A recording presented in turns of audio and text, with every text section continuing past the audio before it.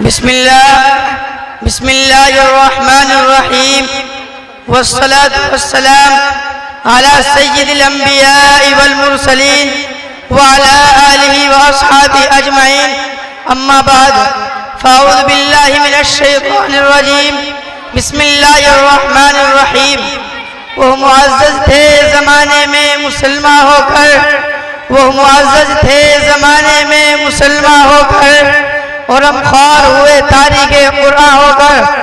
محترم بزرگوں اور دوستو، آج میری گفتگو کا موضوع مسلمانوں کی تباہی اور اس کا علاج ہے۔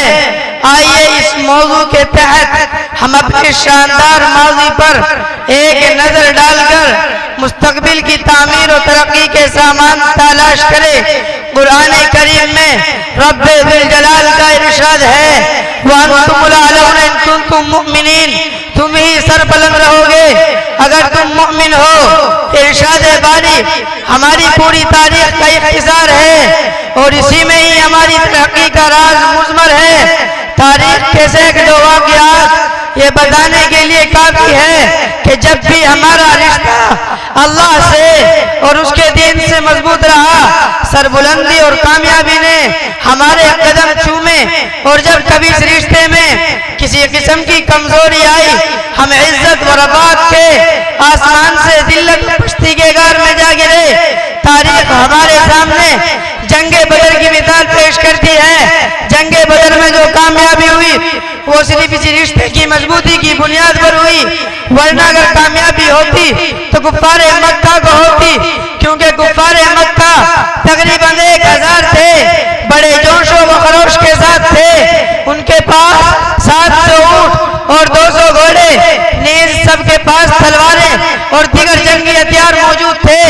ادھر ابو جہل، عتبہ، شیبہ، ولید، حنظلہ، عبید، عاص، حرب، امیہ ابن خلف، نبر ابن حارث، عبد المطلب جیسے شجاعت کے پیکر اور آزمودہ کار تھے۔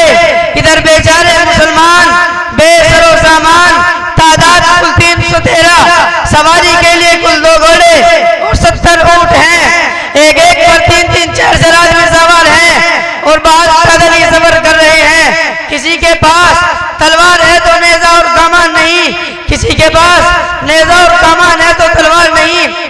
محترم بزرگوں اور دوستو، جب مقام بدر پر پہنچتے ہیں تو دیکھتے ہیں کفار مکہ بلند مقام پر خیمہ زن ہو چکے ہیں، جہاں پانی کی بھی فراوانی ہے۔ بیچارے مسلمانوں کو پشت اور ریتیلی زمین پر خیمہ زن ہونا پڑا۔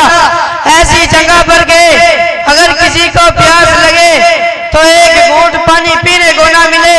الغرض جنگ کے اندر جتنے اسباب اور جتنی چیزوں کی ضرورت پڑتی ہے وہ سب کفار مکہ کو حاصل تھی، مگر جب لڑائی شروع ہوتی ہے تو کفار مکہ گاجر مولی کی طرح کاٹے جاتے ہیں۔